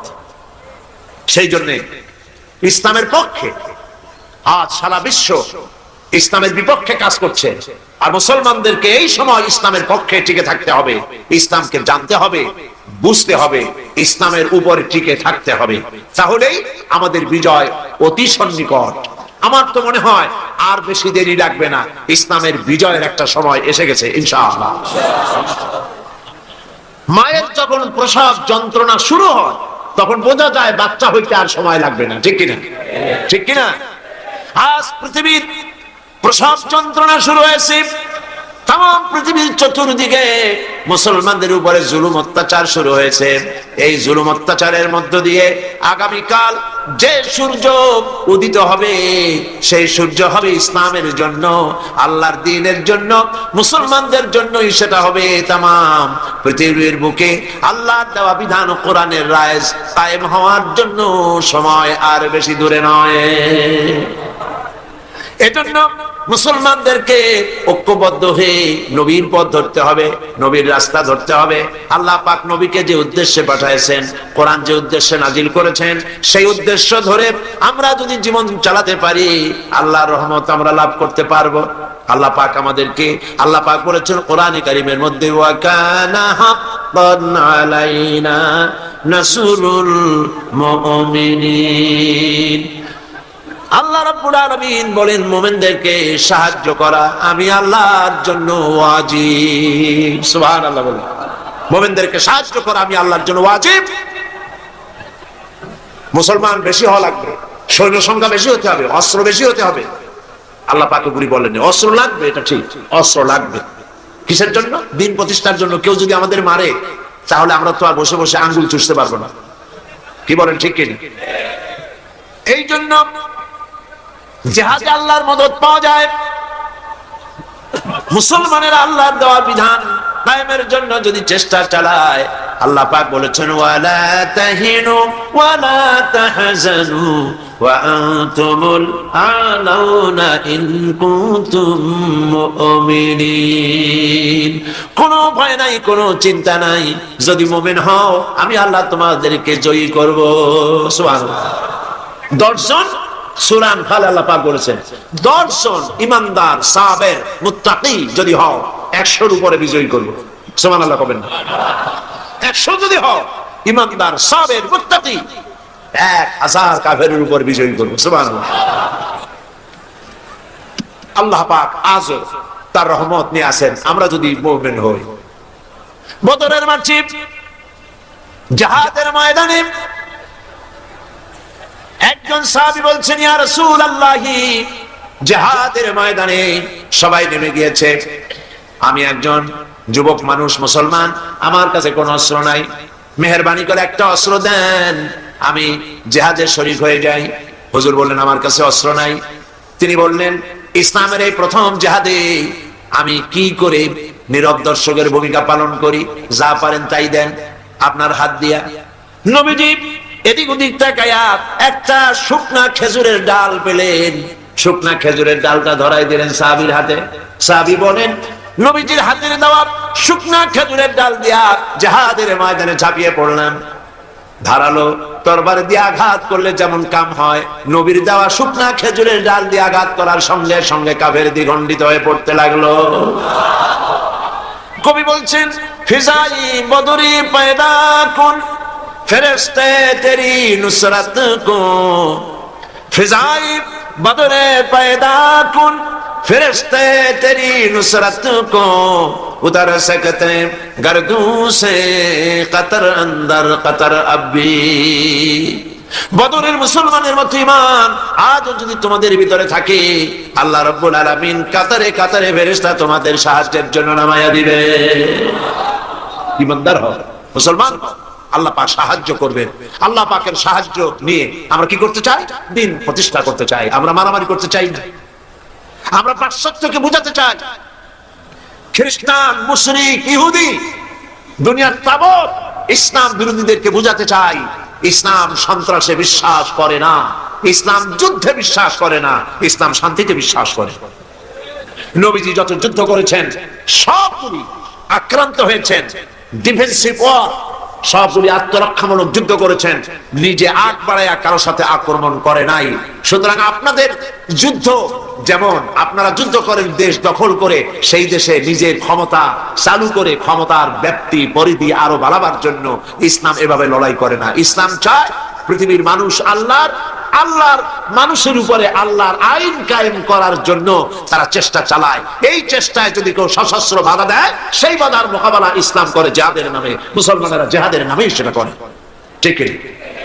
সেই জন্য ইসলামকে ভুল বুঝাবার কোনো কারণ নাই। আমি আবারও সিলেটের সমস্ত মুসলমান ভাইদের বলি, আপনারা পৃথিবীর চতুর্দিকে ছড়িয়ে আছেন, ইউরোপে, আমেরিকায়, মধ্য এশিয়ায়, আফ্রিকায়, দুনিয়া চতুর্দিকে আপনারা আছেন। আপনারা মানুষের কাছে যান, দিনের দাওয়াত নিয়ে ছড়িয়ে পড়ুন, মানুষকে বুঝান ইসলামের মধ্যে সন্ত্রাস নাই, সাম্প্রদায়িকতা নাই। ইসলাম আল্লাহর দেওয়া দিন প্রতিষ্ঠা করতে চায়। মুসলমানেরা পৃথিবীর সব থেকে বেশি শান্তিকামী, তারা মারামারিতে, হত্যা, জিঘাংসায় বিশ্বাস করে না। এই কথাগুলি মানুষকে বুঝান, নামাজ পড়ুন, দিনদার হন, ইমানদার হন, পরেজগার হন। আল্লাহ পাক যেন আমাদের তাই বানান, বলেন আমিন।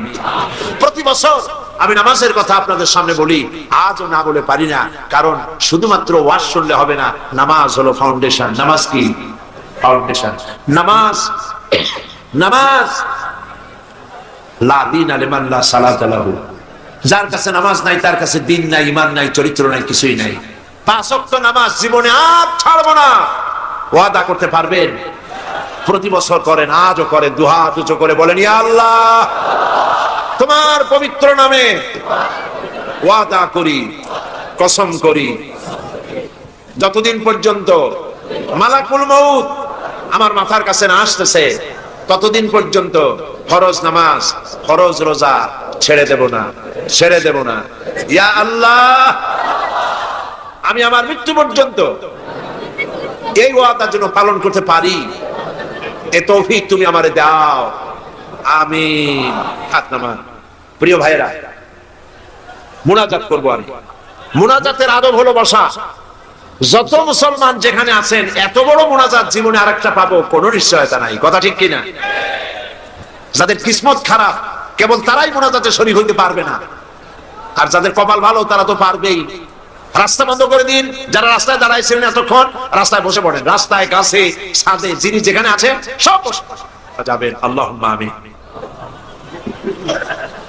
রব্বানা ظلمنا أنفسنا وإن لم تغفر لنا وترحمنا لنكونن من الخاسرين। সবাই পড়ুন ربنا ظلمنا أنفسنا وإن لم تغفر لنا وترحمنا لنكونن من الخاسرين। আয় আল্লাহ রাব্বুল আলামিন, লক্ষাধিক জনতার এই বিশাল জনসমুদ্র নিয়ে তোমার দরবারে গভীর রাত্রে হাত তুলেছি। আল্লাহ তাআলা 5 দিন ধরে কোরআনের কথা আলোচনা হয়েছে, দরুদ ও সালাম হয়েছে, জিকির আজকার হয়েছে। এর মধ্যে যা ভুল হয়েছে মেহেরবানি করে মাফ করে দাও রব্বুল আলামিন। যে সব আলোচনা, দোয়া, দুরুদ, নামাজ, তেলাওয়াত যা হয়েছে, তুমি খুশি হয়ে মেহেরবানি করে নবী করিম সাল্লাল্লাহু আলাইহি সাল্লামের রূহ মুবারকে পৌঁছায় দাও। तमाम পৃথিবীর মাটির নিচে যত মুমিন মুমিনাত শুয়ে আছেন তাদের আরওয়ার পরে সওয়াব পৌঁছায় দাও রব্বুল আলামিন। এই পৃথিবীর মাটির নিচে তোমার নবীরা যারা শুয়ে আছেন, সাহাবায়ে কেরাম, সিদ্দিকিন, শুহাদা, সালিহিন, আসফিয়ায়ে কেরাম, আউলিয়ায়ে কেরাম যারা শুয়ে আছেন তাদের আরওয়ার পরে সওয়াব পৌঁছায় দাও রব্বুল আলামিন। এই সিলেটের ময়দানে তোমার মাহবুব বান্দা হযরত শাহজালাল রাহমাতুল্লাহ আলাইহি, হযরতে শাহপরান থেকে শুরু করে তোমার মাহবুব বান্দারা যারা শুয়ে আছেন সিলেটের মাটিতে, সকলের রুহের পরে সওয়াব পৌঁছায় দাও। আয় আল্লাহ তাআলা, আমাদের মধ্য থেকে আমাদের মা বাপ যাদের দুনিয়া থেকে জন্মের মতো বিদায় হয়ে গেছে, আল্লাহ তাআলা আমাদের মা বাপের কবরগুলিকে জান্নাতের টুকরায় পরিণত করে দাও। রব্বিরহামহুমা কামা রব্বায়ানি সগীরা। সবাই পড়েন রব্বিরহামহুমা কামা রব্বায়ানি সগীরা। হায় আল্লাহ তাআলা, আমাদের জন্মদাতা পিতা কত কষ্ট করে আমাদেরকে মানুষ করেছে। আয় আল্লাহ তাআলা, গরিব মানুষ ছিলেন আমাদের পিতা, সবার বাপ ধনী ছিল না, অনেকের বাপ গরিব ছিল। ধান বিক্রি করে, চাউল বিক্রি করে, নারকেল সুপারি বিক্রি করে কোন রকম করে জীবন চালায়ছে, আমাদের লেখাপড়ার খরচা দিয়েছে। মাথায় পিঠে হাত বুলাইয়া কত দোয়া করেছেন, কত আশা করেছেন ছেলে ভালো হবে, ছেলে আল্লাহর খাঁটি গোলাম হবে। আল্লাহ তাআলা এইভাবে বাপ স্নেহ দিয়া যত্ন করে মানুষ করে দুনিয়া থেকে বাড়ি ঘর কিছুই নিলেন না, সব ফালায় থুয়ে বিদায় হয়ে গেল। যাবার সময় বারিশ নয়, লেপ নয়, তোষক নয়, টাকা নয়, পয়সা নয়, কিচ্ছু না, সাদা 3 টুকরা কাপড় নিয়া খালি হাতে বাপ বিদায় হয়ে গেল। আয় আল্লাহ, আব্বা যাদের মারা গেছে কবরটাকে জান্নাতের টুকরা বানাইয়া দাও রব্বুল আলামিন। জনম দুঃখিনী মা 8 মাস 10 মাস মায়ের পেটের ভিতরে থেকে হাঁটু দিয়া, পা দিয়া, গুতা দিয়া মাকে কষ্ট দিয়েছি। মা ডেলিভারিতে কষ্ট করেছে, 2-2.5 বছর পর্যন্ত বুকের দুধ খাওয়াইয়া মানুষ করছে। প্রচন্ড মাগের শীতে, প্রচন্ড মাগের শীতে মায়ের কোলে থেকে পেশাব পায়খানা করে মায়ের কাপড় চোপড় নষ্ট করে দিয়েছে। মা রাগ করে আছাড় দেন নাই, একটা থাপ্পড়ও লাগান নাই। বাইরে নিয়ে পানি দিয়ে ধুয়ে সাফ করে কান্না মুখে শত চুমা দিয়া হাসি ফুটাইছেন যে মা, ওই মা যার বিদায় হয়ে গেল কবরটাকে বেহেশতের বাগান বানাইয়া দাও। রব্বিরহামহুমা কামা রব্বায়ানি সগীরা। আবারও পড়েন রব্বিরহামহুমা কামা রব্বায়ানি সগীরা। আয় আল্লাহ তাআলা, আমাদের দাদা দাদি, নানা নানি, আত্মীয় স্বজন, পাড়া প্রতিবেশী যার যা মারা গেছে প্রত্যেকের রুহের পরে সওয়াব পৌঁছায় দাও রব্বুল আলামিন। तमाम পৃথিবীর বুকে মুসলমানের আজ বড় এতিম, অসহায়, দেখার মতো কেউ নাই। আল্লাহ, আমরা মার খাচ্ছি চতুর্দিকে, আমরা বুঝতে পেরেছি আমরা অপরাধী, আমরা গুনাহগার, আমরা মার খাওয়ার উপযুক্ত হয়েছি। রব্বুল আলামিন, আয় আল্লাহ তাআলা, তুমি আজ তোমার আরশে আজিম থেকে সিলেটের মাদ্রাসার মাঠের দিকে তাকাও, রহমতের নজর দিয়ে তাকাও। আরশে আজিম থেকে রহমতের নজরে তাকায় দেখো সিলেটে তোমার বান্দা বান্দীরা কিভাবে কাঁদতেছে।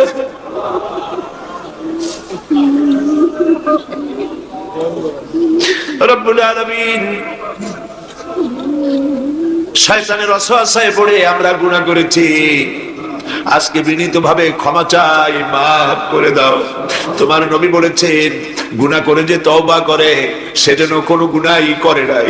আল্লাহ, আমাদের ভুলগুলি স্বীকার করতেছি, বয়সের দোষে, শয়তানের দোষে, শয়তানের প্ররোচনায় পড়ে যা করছি, তোমার কাছে মাথা নিচু করে গোলামের মতো মাপ চাই, দয়া করে আমাদের মাফ করে দাও। রব্বুল আলামিন, মা বোনেরা কষ্ট করে এসেছেন, আল্লাহ তাআলা সিলেটের মা বোনদের উপরে রহমত নাজিল করো, নিঃসন্তানীকে সন্তান দিয়ে দাও। স্বামী স্ত্রীর মধ্যে মনোমালিন্য থাকলে আল্লাহ মহব্বত পয়দা করে দাও। আল্লাহ রোগ ব্যাধি বিমার আজার যা আছে আল্লাহ তুমি মাফ করে দাও।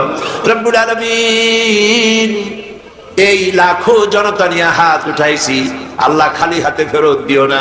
আল্লাহুম্মা লা তারুদ্দানা খাইবিন, আল্লাহুম্মা লা তারুদ্দানা খাইবিন, আল্লাহুম্মা লা তারুদ্দানা খাইবিন। আল্লাহ, একেবারে কিছু না দিয়ে খালি হাতে ফেরত দিও। কান্দেন ভাইরা, আল্লাহর কাছে কান্দেন, আল্লাহ একেবারে কিছু না দিয়ে খালি হাতে ফিরাই দিও না। আল্লাহ তাআলা, আমরা গুনাহগার, শর্মিষ্ঠা, লজ্জিত, দুঃখিত, আল্লাহ আমাদের মাফ করে দাও। আল্লাহ, পৃথিবীতে কাফের দিয়ে আমাদের মার খাওয়ায় না, ইহুদি, নাসারা, মুশরিক, নাস্তিক, মুরতাদ এগুলো দিয়ে আমাদেরকে মার খাওয়ায় না। মাবুদ, তুমি আমাদের উপর রহমত নাজিল করো। সমস্ত মুসলমান নরনারী মাথা নিচু করুন, চক্ষু বন্ধ করুন, যা চাইবার চান। আল্লাহ রহমানুর রহিম, গফুরুর রহিম। এত বড় মাহফিলের মোনাজাত আল্লাহ ফিরাই দেন না, দিতে পারেন না। তিনি রহমান রহিম।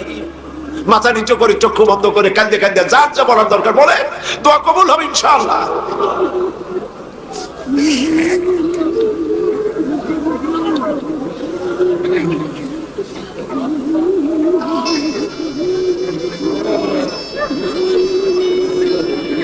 আল্লাহ, তুমি আমাদের কান্না শোনো, তুমি আমাদের ডাক শোনো, তুমি আমাদেরকে ক্ষমা করো।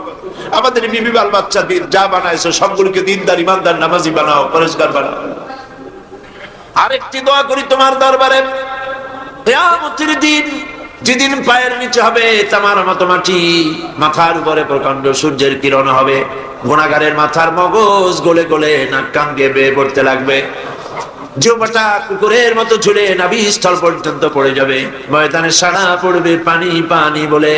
আয় আল্লাহ, ওই দিনে তোমার হাবিবের হাতের কাউসারের পেয়ালা আমাদের নসিব করে দিও। রব্বুল আলামিন, যত লোক হাত তুলেছে আল্লাহ, সকলকে, আমাদের সকলকে তোমার মকবুল বান্দাদের মধ্যে শামিল করে নিও। আয় আল্লাহ, হজের মৌসুম এবছর নানান রকমের কারণে হজের ব্যাপারে অনেকের অনিশ্চয়তা দেখা দিয়েছে। আল্লাহ তাআলা, তুমি দয়া করে পথটা আসান করে দাও। যারাই হজের নিয়ত করেছেন, টাকা জমা দিয়েছেন, দেওয়ার ইচ্ছা পোষণ করেছেন, সমস্ত বান্দা বান্দীদের হজে যাওয়া আসান করে দাও। হাজ্জাম মাবরুর, সাইয়াম মাশকুর, যামবাম মাগফুর নসিব করে দাও। আল্লাহ তাআলা, যারা নিয়ত করেছেন, টাকা জমা দিয়েছেন, একজনের যেন মাহরুম না হয়। আল্লাহ, তুমি দয়া করে সকলের হজের ব্যবস্থা করে দিও। আল্লাহ তাআলা, সিলেটের লক্ষ লক্ষ ভাই বোনেরা বিদেশে থাকেন, আল্লাহ তাআলা সবসময় দেশে আসতে পারেন না, তাদেরকে বিদেশে আল্লাহ পাক তুমি হেফাজতে রাখো। আল্লাহ পাক তাদেরকে আরামে রাখো, শান্তিতে রাখো, ঈমানের সাথে তাদেরকে রাখো। আল্লাহ তাআলা, এই সিলেটে যারা বসবাস করেন, আল্লাহ তাদেরকে শান্তি দাও, সমৃদ্ধি দাও, তাদের প্রতি তুমি রহমত নাজিল করো। আল্লাহ তাআলা, সিলেটকে বাংলাদেশের মধ্যে আদর্শ ইসলামী জেলায় তুমি পরিণত করে দাও। রব্বানা تقبل منا إنك أنت السميع العليم وتب علينا إنك أنت التواب الرحيم سبحان ربك رب العزة عما يصفون وسلام على المرسلين والحمد لله رب العالمين واجعل آخر كلمة عند الموت لا إله إلا الله محمد رسول الله আসসালামু আলাইকুম ওয়া রাহমাতুল্লাহ।